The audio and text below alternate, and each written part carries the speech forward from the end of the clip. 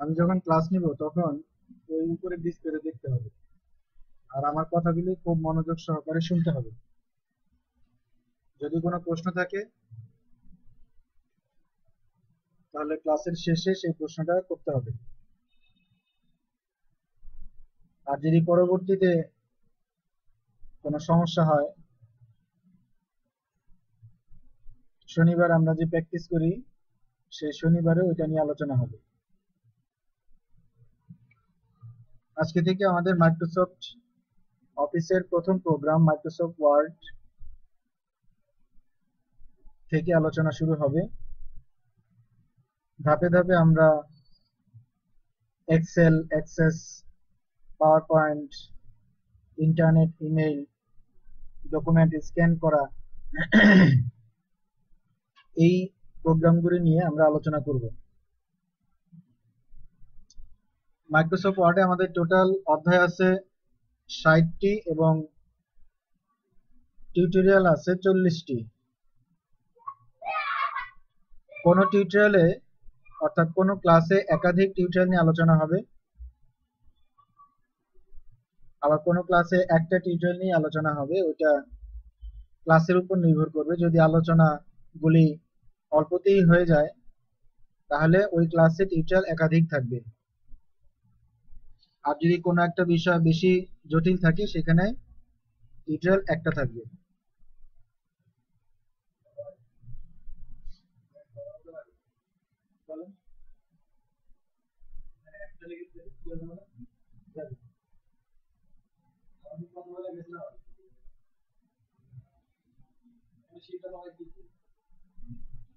আমি এখন ক্লাস নিচ্ছি, তো আসলে বিস্তারিত আপনার সাথে এখন এত আলোচনা করতে পারবো না। আপনি এটা নিয়ে যান, এটা ভিতরে সবকিছু থাকবে। আপনি এটা দেখে আসেন, এখন ক্লাস নিচ্ছি তো রেকর্ড হচ্ছে, এখন আপনার সাথে আসলে কথা বলতে পারতেছি না।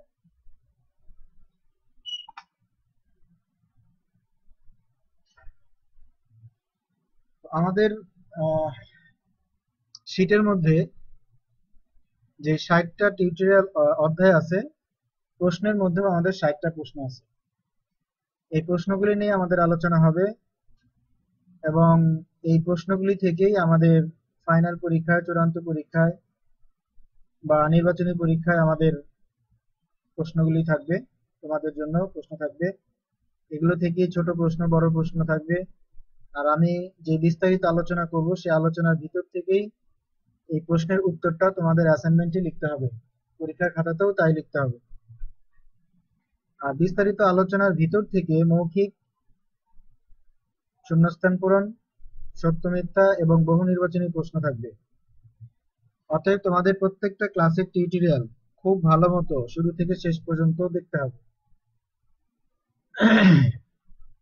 তোমাদের পরীক্ষার 3টা গ্রেড আছে, এ মাইনাস, এ এবং এ প্লাস। মার্ক ডিস্ট্রিবিউশন পরে আরেকটা ক্লাসে আমি আলোচনা করব। আজকে আমরা 2টা টিউটোরিয়াল নিয়ে আলোচনা করব, টিউটোরিয়াল 1-2, অধ্যায় 1 থেকে 5 পর্যন্ত, অর্থাৎ 5টা প্রশ্নের উপর আজকে আমাদের আলোচনা হবে। প্রথমে আছে হাউ টু সেভ ফাইল। শীটের মধ্যে দেখো হাউ টু সেভ ফাইল। প্রশ্ন হলো কয়টি জায়গায় ফাইল সংরক্ষণ করা নিষেধ এবং কেন। প্রথমে আমাদের দেখতে হবে ফাইলটা আমরা কেন সেভ করি বা কিভাবে সেভ করি। ফাইল সেভ করে থাকি আমরা এই কারণে, একটা ডকুমেন্ট তৈরি করার পর ডকুমেন্টটা যেন পরবর্তীতে পাওয়া যায় সেজন্য। ফাইল সেভ করতে গেলে আমাদের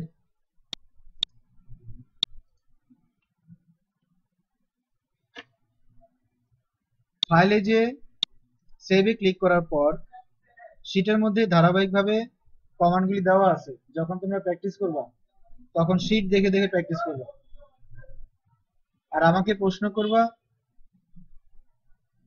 যদি না বুঝো তখন, এবং আমার আলোচনাটাকে সামনে রেখে কাজ করতে হবে।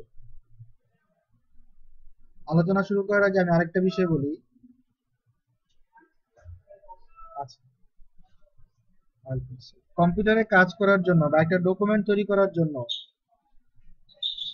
4 ধরনের নিয়ম বা 4টা নিয়ম মেনে চলতে হয়।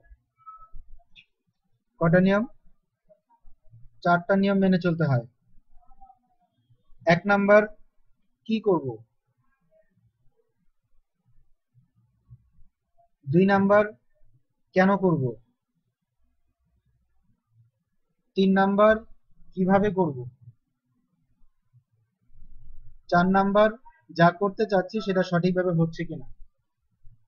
ডকুমেন্টটা আমরা কেন করব? ডকুমেন্ট করা দরকার তাই। কি করব? আমরা ডকুমেন্ট তৈরি করব, তাই তো?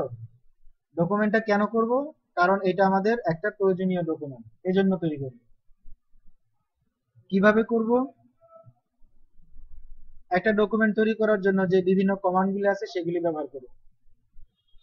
করার পর সেটা হলো কিনা, আমি যে কমান্ডগুলি ব্যবহার করতেছি সেটা সঠিকভাবে হচ্ছে কিনা, এই 4টা বিষয়কে সামনে রেখে যদি কাজ করা যায় তাহলে যে কোনো ডকুমেন্ট খুব সহজেই তৈরি করা যাবে।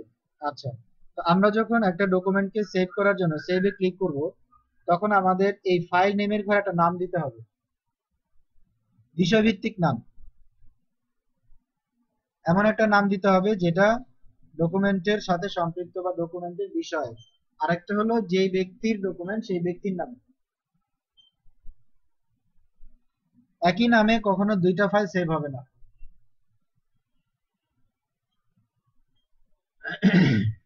ফাইল যদি একবার সেভ করা হয় নাম দিয়ে, এবং ফাইলটাকে যদি একটা নির্দিষ্ট জায়গায় রাখা হয়, তাহলে পরবর্তীতে এটাকে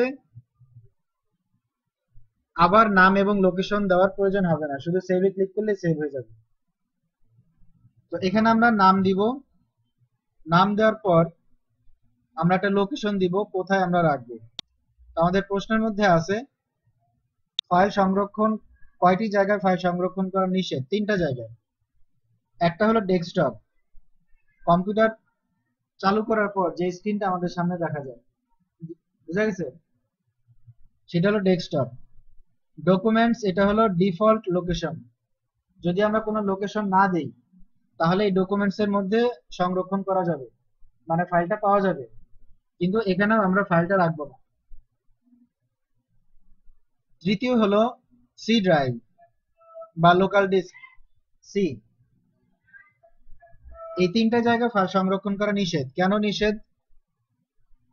এই তিনটাই হলো উইন্ডোজের অংশ, অর্থাৎ এই যে এখানে হলুদ রঙের যে ফোল্ডার বা ফাইল যেগুলি দেখা যাচ্ছে, এগুলি সব উইন্ডোজ সেটআপ করার পরে আসে, তার মানে এগুলি উইন্ডোজের অংশ, এবং উইন্ডোজটা সি ড্রাইভের মধ্যে সেটআপ হয়। যদি কখনো উইন্ডোজ নষ্ট হয়ে যায় তাহলে এই লোকেশনগুলি থেকে কোনো ফাইল আর রিকভার করা যাবে না, পাওয়া যাবে না।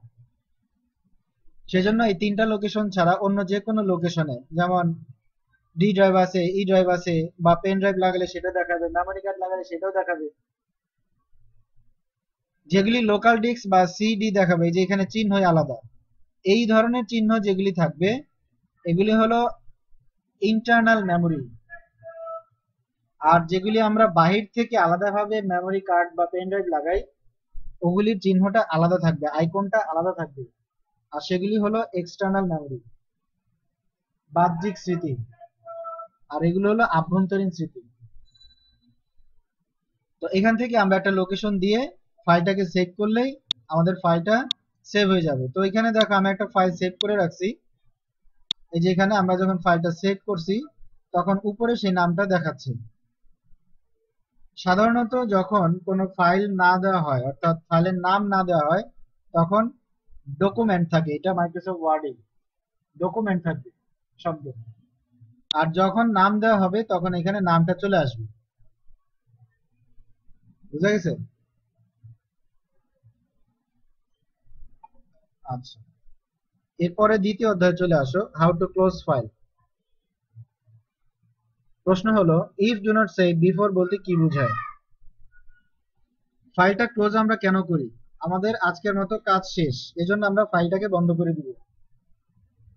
আমি চলে যাওয়ার পর অন্য কেউ যেন এই ফাইলে কাজ করতে না পারে, সেজন্য এই ফাইলটাকে বন্ধ করে রাখবো। ফাইল বন্ধ করার জন্য সাধারণত যে নিয়মটা থাকে সেটা হলো সর্বপ্রথম ফাইলটাকে সেভ করে ফেলতে হবে। ফাইল সেভ করার কিবোর্ড কমান্ড হলো কন্ট্রোল এস। আমি পাশাপাশি কিবোর্ড কমান্ডও বলে দিব। কন্ট্রোল ধরে এস চাপ দিলেই ফাইল সেভ হয়ে যাবে, সেটা নতুন ফাইল হোক অথবা পুরান ফাইল হোক। তো যখন আমরা সেভ করব, সেভ করার পরে আমাদের ফাইলটাকে ক্লোজের কমান্ড দিলেই সরাসরি ফাইলটা বন্ধ হয়ে যাবে। এটা হলো সাধারণ নিয়ম, বেসিক রুলস এটা। এখন ফাইলে ক্লোজ করার পর দেখো সেটা লেখা আছে কি আসতে পারে, select save slash don't save. Save এবং ডোন্ট সেভ এই একটা কমান্ড আসবে। দেখো এই কমান্ডটা আসে কখন, সেটাও ব্র্যাকেটে লেখা আছে, if do not save before. ফাইলটা যদি আগে সেভ না করা হয়ে থাকে। এটার দ্বারা কি বোঝাচ্ছে, এটাই হলো আমাদের প্রশ্ন। If do not save before বলতে কি বোঝায়? সেভ এবং ডোন্ট সেভ আসে দুইটা কারণে। নতুন ফাইল, যেমন আমি এখানে একটা নতুন ফাইল তৈরি করলাম, এটা নতুন ফাইল না? এটা সেভ না করে যদি সরাসরি ক্লোজের কমান্ড দেওয়া হয় তখনও সেভ ডোন্ট সেভ আসবে, আর ক্যান্সেল মারলে হলে এটা চালু থাকবে। তো নতুন ফাইলের ক্ষেত্রে সেভে ক্লিক করলে নাম দিতে হবে, লোকেশন দিয়ে সেভ করতে হবে, এই একটা কারণ। আরেকটা কারণ হলো ফাইলটা পুরাতন ফাইল অর্থাৎ সেভ করা ফাইল, কিন্তু এর ভিতরে কিছুটা পরিবর্তন করা হয়েছে,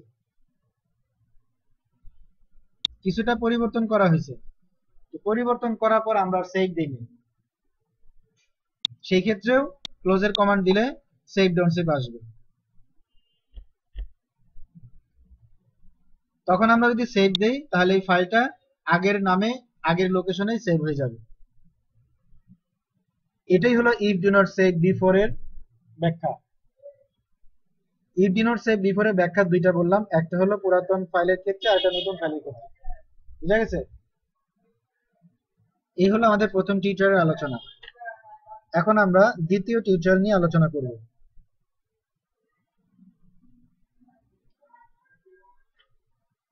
দ্বিতীয় টিউটোরিয়ালের প্রথম অধ্যায় হলো, অর্থাৎ অধ্যায় number 3, how to open file. প্রশ্ন, সংরক্ষণ করা ফাইল খোলার নিয়ম কয়টি ও কি কি? অর্থাৎ ফাইল ওপেন করার নিয়ম কয়টি ও কি কি? আমরা ফাইল ওপেন করি কেন? ফাইলটার মধ্যে পরবর্তী দিন বা পরবর্তীতে কাজ করার জন্য।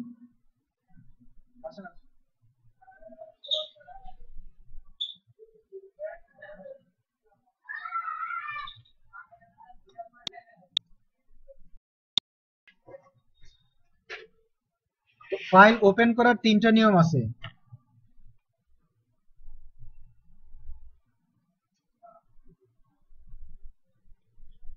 প্রথম যে নিয়মটা সেটা হলো সাধারণ যে নিয়ম, সেটা ফাইলে ওপেন করে ফাইল থেকে ওপেনে যে আমাদের লোকেশন সিলেক্ট করতে হবে, কোথায় ফাইলটা রাখা আছে। যেমন মনে করো ডেস্কটপে ফাইলটা রাখা আছে, তারপর ফাইলের নাম সিলেক্ট করতে হবে। কি নাম? এই যে the quick brown fox jumps over the lazy dog, তাই না? এই নামে ফাইলটা সেভ করা। তো এটাকে সিলেক্ট করে ওপেন দিলেই ফাইলটা ওপেন হয়ে যাবে। এটা হলো সাধারণ এবং প্রথম নিয়ম। দ্বিতীয় নিয়ম হলো ফাইলের নাম জানা আছে কিন্তু লোকেশন জানা নেই, তখন আমাদের সার্চ করতে হবে। ওপেনে যে দিস পিসিতে যেতে হবে, ফাইলের নাম জানা আছে কিন্তু লোকেশন জানা নাই। দিস পিসিতে যাওয়ার পর সার্চ দিস পিসিতে ক্লিক করে ফাইলের নাম লিখতে হবে, দা কুইক ব্রাউন ফক্স।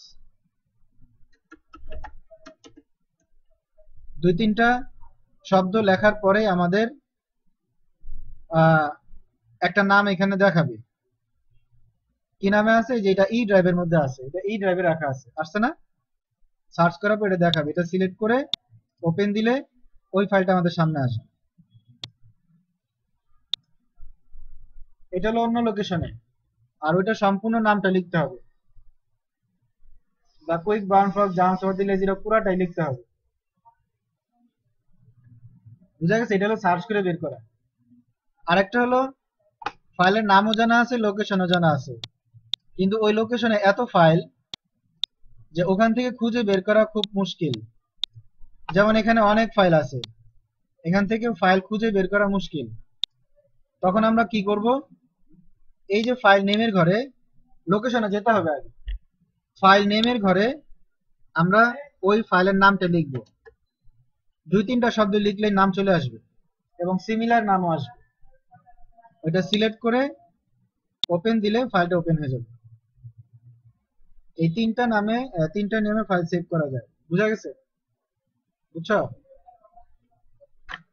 আচ্ছা, সর্বশেষ আলোচনার বিষয় যেটা, সেটা হলো how to save age file. এটার প্রশ্ন হলো সেভ এজ এবং সেভ এর মধ্যে পার্থক্য কি? কোন ফাইলের নতুন অংশ কিভাবে সেভ এজ ফাইলে স্থাপন করা যায়? সেভ এজ এর কাজটা হলো আমরা সেভ করার সময় যে ফাইলটাকে রেখে দিছি ওই ফাইলটাকে অন্য আরেকটা নামে সেভ করা, ডকুমেন্ট একই থাকবে, নাম দুইটা হবে। এই কাজটা করা হয় এই কারণে, যদি একটা ফাইল নষ্ট হয়ে যায় তখন ওই ফাইলের মধ্যে কি ডকুমেন্ট ছিল, সেটা আমরা অন্য আরেকটা ফাইল থেকে ওই ডকুমেন্টগুলিকে নিতে পারবো। এটাতে বসে, এটা চালু আছে, এটাতেই বসে। বুঝা গেছে? একটা নষ্ট হয়ে গেছে, আরেকটা ফাইলের থেকে যেটা আমাদের সেভ করা আছে, অর্থাৎ সেভ এজ করা আছে, সেখান থেকে আমরা ফাইলটাকে সংগ্রহণ করতে পারবো। কথা বুঝা গেছে না বুঝো নাই? বুঝছো? এই কারণেই আমরা ফাইলটা সেভ এজ করি। আরেকটা কারণ হলো, বা সেভ এজ আরেক সেভ এজ করার আরেকটা অংশ হলো, নতুন ফাইলের মধ্যে যখন কোনো আপডেট হবে সেই আপডেটের অংশটা সেভ এজ ফাইলে স্থাপন করা। তো প্রথমে দেখো সেভ এজ কিভাবে করতে হয়।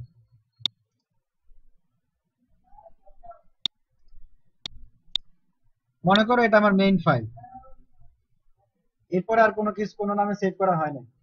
তো এই ফাইলটা আমাদের যে নামে আছে, ফাইল একই থাকবে, ডকুমেন্ট একই থাকবে, শুধুমাত্র ফাইলের নামটা পরিবর্তন হবে। সেভ এজে যে ফাইল নেমের মধ্যে কারেন্ট নেমটা দেখাবে। তো এখান থেকে আমরা নামটাকে একটু পরিবর্তন করে দিব বা অন্য কোনো নাম দিব। নাম দেওয়ার পর এই ফাইলটা, মেইন ফাইলটা যেই লোকেশনে আছে সেই লোকেশনে রাখবো না, অন্য কোনো জায়গায় রাখবো। হ্যাঁ, অন্য কোনো জায়গায় রাখবো। তাহলে এটা সিলেক্ট করে মনে করো ই ড্রাইভের মধ্যে আমি দিলাম, সেভে ক্লিক করলাম। এখন আমাদের দেখো উপরে কি নাম আসছে, দ্য কুইক ব্রাউন ফক্স। এটা কি মেইন ফাইল না সেভ এজ ফাইল? হ্যাঁ, সেভ এজ ফাইল। যখন সেভ এজ করা হয় অটোমেটিক্যালি মেইন ফাইলটা ক্লোজ হয়ে যায়। আচ্ছা, এটা হলো সেভ এজ করার মূল কমান্ড। এখন আমাদের প্রশ্নের দ্বিতীয় যে অংশ, সেটা হলো আহ কোন ফাইলের নতুন অংশ কিভাবে সেভ এজ ফাইলে স্থাপন করা যায়। আমরা সবসময়ের জন্য মেইন ফাইলে কাজ করব, সেভ এজ ফাইলে কাজ করব না। কারণ সেভ এজ ফাইল হলো কি, কপি করা ফাইল বা ডুপ্লিকেট ফাইল। মেইন ফাইলের মধ্যে আমাদের সবসময় আপডেট হবে। কি আপডেট? যেমন মনে করো এখান থেকে তুমি অনেক কিছু লিখছো বা কোনো পরিবর্তন করছো, তুমি আরো 10টা পেজ লিখছো, এখন 10টা পেজ নতুন ভাবে তো আর সেভ এজ ফাইলে লেখা সম্ভব না। তো প্রথমে কি করতে হবে, মেইন ফাইলটাকে আগে সেভ করতে হবে কন্ট্রোল এস দিয়ে অথবা কমান্ডের মাধ্যমে। এরপরে সেভ এজ এর কমান্ডে যেতে হবে, সেম আমরা একটু আগে সেভ এজ এর কমান্ড যেটা করলাম। একটা কাজ করতে হবে, সেটা হলো সেভ এজ এর একটা নাম দেওয়া হয়েছিল না? হ্যাঁ, কি নাম ছিল সেটা? জোরে বলো। দ্য কুইক ব্রাউন ফক্স কোন লোকেশনে ছিল? ই ড্রাইভে। সেই লোকেশনে যে ফাইলটাকে সিলেক্ট করতে হবে, এই যেটা না, সিলেক্ট করে সেভ দিতে হবে। রিপ্লেস এর কমান্ড আসবে। কেন রিপ্লেস এর কমান্ড আসবে? কারণ একই নামে একাধিক ফাইল হয় না। বুঝা গেছে? তো আমরা আগে যে অবস্থায় সেভ এজ করছিলাম, পরে তো আরো কিছু আপডেট হয়েছে, ওই আপডেটটা এখানে রিপ্লেস হয়ে যাবে। ওকে, এই দেখো রিপ্লেস হয়ে সেভ এজ ফাইল সামনে চলে আসছে। কথা বুঝা গেছে? তো আজকে আমাদের দুইটা টিউটোরিয়াল নিয়ে মোট 5টা অধ্যায়ে আলোচনা হলো। আগামী ক্লাসে আমরা তৃতীয় টিউটর নিয়ে আলোচনা করব, অধ্যায় নাম্বার 6, প্রশ্ন নাম্বার 6 থেকে।